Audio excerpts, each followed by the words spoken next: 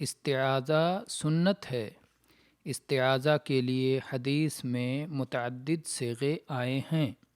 مستحب یہ ہے کہ مختلف صیغوں کو مختلف مواقع پر پڑھا جائے، کبھی ایک طرح کا صیغہ اور کبھی دوسری طرح کا صیغہ، تاکہ ہر ایک سنت پر عمل ہو جائے۔ جمہور اہل علم کے نزدیک استعاذہ کا مختار صیغہ اس طرح ہے: اعوذ باللہ من الشیطان الرجیم۔ ترجمہ: اللہ کی پناہ طلب کرتا ہوں شیطان مردود سے۔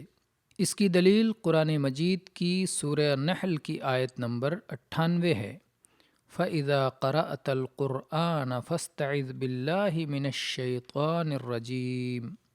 ترجمہ: جب آپ قرآن پاک کی تلاوت کریں تو اللہ کی پناہ طلب کر لیا کریں شیطان مردود سے۔